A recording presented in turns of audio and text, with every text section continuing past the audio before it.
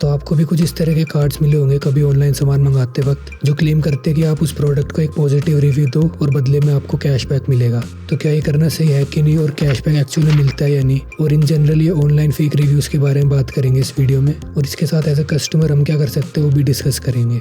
तो ये कार्ड्स भी अलग अलग टाइप के हो सकते हैं, कुछ थोड़े ऑनेस्ट वाले होते हैं, पर इधर भी आप देख सकते हो कि 5 स्टार रेटिंग को बोल्ड किया हुआ है और कैशबैक को हाईलाइट किया हुआ है। तो पहली नज़र इन दो चीज़ों पर ही पड़ती है। कुछ होते हैं जिनमें ये रिव्यू की कंडीशन कार्ड पे मेंशन नहीं होती, आप उनको जब कॉन्टैक्ट करते हो तब वो डिटेल शेयर करते हैं। और एक आती है सबसे बेशर्मों वाली कैटेगरी, जो स्पेसिफिकली बोलते हैं कि आपको 5 स्टार का रिव्यू देना है। और इसके इसमें तो एक लंबा सा गूगल फॉर्म भी था, और यहाँ तक कि उनके इंस्टाग्राम पेज को फॉलो करना भी कंडीशन का पार्ट था। और कुछ कार्ड ऐसे भी होते हैं जो 5 स्टार रेटिंग लिखते नहीं है पर 5 स्टार छाप देते हैं, बेसिकली हिंट देने के लिए। तो रिव्यू के लिए पूछना वैसे कोई गलत चीज़ नहीं है, क्योंकि लोग अक्सर भूल जाते हैं रिव्यू देना। जैसे यूट्यूब पे भी लोग बोलते हैं लाइक कमेंट करने के लिए, क्योंकि लोग अक्सर भूल जाते हैं वीडियो देखने के बाद। पर इसके बदले इस तरह से पैसे ऑफर करना तो एक तरह से रिव्यू खरीदने जैसा ही हो गया। और ये चीज़ आपको ज़्यादातर वैसे जेनेरिक प्रोडक्ट्स में देखने को मिलेगी। जेनेरिक आपको पता होगा कि सेम ही प्रोडक्ट होता है, बस अलग अलग सेलर्स उसको अलग अलग नाम से और थोड़ा बहुत प्राइस ऊपर नीचे करके बेचते हैं। तो जब सेम ही प्रोडक्ट्स होंगे और प्राइसेस भी सिमिलर होंगे तो लोग शायद रेटिंग्स और रिव्यूज़ के बेसिस पे सेलेक्ट कर लेंगे कि उनको कौन से वाला खरीदना है, और वो प्रोडक्ट सर्च में भी ऊपर आएगा। तो यहाँ पे इन सेलर्स का फायदा हो जाता है। ये एक तरह से इनका मार्केटिंग एक्सपेंस ही समझ लो, क्योंकि शायद थर्ड पार्टी सर्विसेज होती है ये फेक रिव्यूज वगैरह प्रोवाइड करने के लिए, जैसे फेक फॉलोअर्स के लिए भी होती है। तो पैसे तो उनको उधर भी देने पड़ेंगे। तो ये सोचते होंगे ऐसे कैशबैक वाले कार्ड्स डाल दो प्रोडक्ट्स के साथ और एक्चुअल कस्टमर से पॉजिटिव रिव्यूज डलवा लो।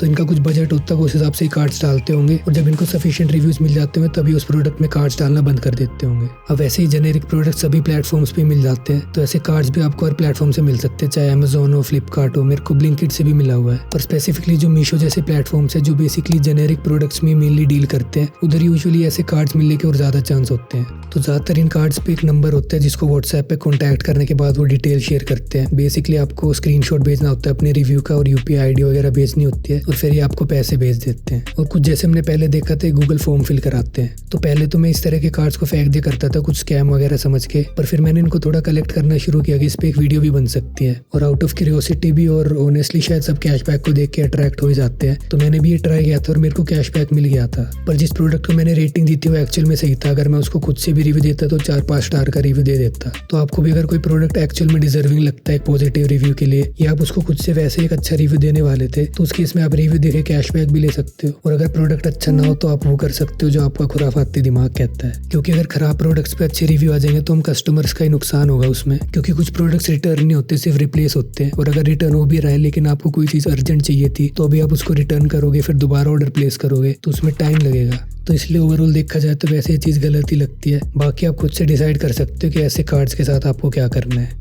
अब इसके अलावा भी कुछ टैक्टिक्स है जो सेलर्स यूज़ करते हैं रेटिंग्स और रिव्यू से रिलेटेड। जैसे कई बार वो अलग अलग प्रोडक्ट्स को एक साथ लिस्ट कर देते हैं, जो कि एक्चुअली होता है कलर ऑप्शंस या डिफरेंट साइजेस और डिज़ाइंस के लिए, और इन सब की रेटिंग्स और रिव्यूज कॉमनली शो होते हैं। तो फॉर एग्जांपल अलग अलग प्राइस के प्रोडक्ट्स एक साथ लिस्ट कर देना, जिनमें जो महंगे वाला प्रोडक्ट है बेटर क्वालिटी का, उसको जो अच्छी रेटिंग्स रिसीव होती है उसका फायदा बाकी प्रोडक्ट्स को भी मिल जाता है। फिर जब आप एक्चुअली रिव्यूज़ के सेक्शन में जाते हो तब आपको इंडिविजुअली ढूंढने पड़ते हैं उस प्रोडक्ट के रिव्यूज़। और ऐसा भी हो सकता है कि सेलर्स किसी पुराने प्रोडक्ट की डिटेल्स को अपडेट कर दें, ताकि अगर उस पर अच्छी रेटिंग्स थी तो वो रिटेन्ड रहे, rather देन कि वो एक नई लिस्टिंग करे। तो इसलिए कई बार ऐसा होता है कि आप किसी प्रोडक्ट के रिव्यूज़ देखते हो तो या तो वो किसी आउटडेटेड प्रोडक्ट के लिए होते हैं या कुछ अलग ही प्रोडक्ट के लिए होते हैं। तो ऐसे में आप जो मोस्ट रिसेंट वाले रिव्यूज़ होते हैं वो चेक कर सकते हो। और शायद ऐसा भी होता हो कि किसी प्रोडक्ट को रीलिस्ट कर दिया जाए, ताकि अगर उस पर नेगेटिव रेटिंग्स थी तो वो बेसिकली रीसेट हो जाए। अब वैसे ही प्लेटफॉर्म टू प्लेटफॉर्म डिपेंड करता है कि कौन सा प्लेटफॉर्म कितना स्ट्रिक्ट है इन चीज़ों को लेके। पर सेलर्स बेसिकली ये सब बाईपास करने की कोशिश करते हैं, लूप होल्स ढूंढने की कोशिश करते हैं, और उनके अकाउंट भी सस्पेंड हो सकते हैं ऐसा सब करने से। पर फिर भी हमें ये सब देखने को मिलता है। अब एज अ कस्टमर हम क्या कर सकते हैं, एक तो हमें थोड़े जो बड़े और डिटेल्ड रिव्यूज़ होते हैं वो देखने चाहिए, और रिव्यूज़ जिनमें कस्टमर इमेजेस अटैच्ड होती हैं, क्योंकि जो लोग सिर्फ कैशबैक के लिए रिव्यू देंगे वो फटाफट एक छोटा सा रिव्यू दे देंगे, good product, nice product, 5 star दे के अपना बेसिकली कैशबैक लेने के लिए।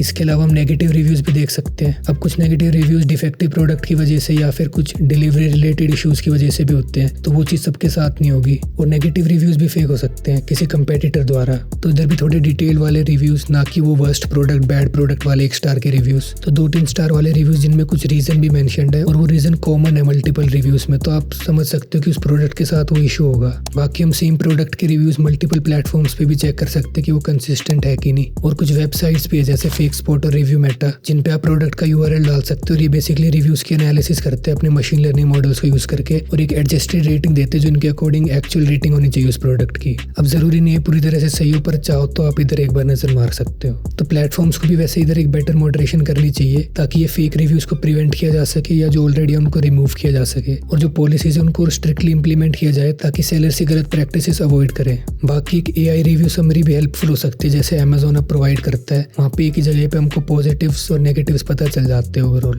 तो प्लेटफॉर्म्स यहाँ पे अपनी जगह पे स्टेप्स लें, सेलर्स अपनी रिस्पॉन्सिबिलिटी समझे और कस्टमर ज्यादा अवेयर हो, तो ओवरऑल शायद ये फेक रिव्यूज के इशू को थोड़ा टैकल किया जा सकता है। बाकी आपका क्या कहना है इस बारे में आप शेयर कर सकते हो अपने थॉट्स और ओपिनियंस कमेंट सेक्शन में। और इस वीडियो के लिए इतना ही, अब फिर नेक्स्ट वीडियो में मिलेंगे।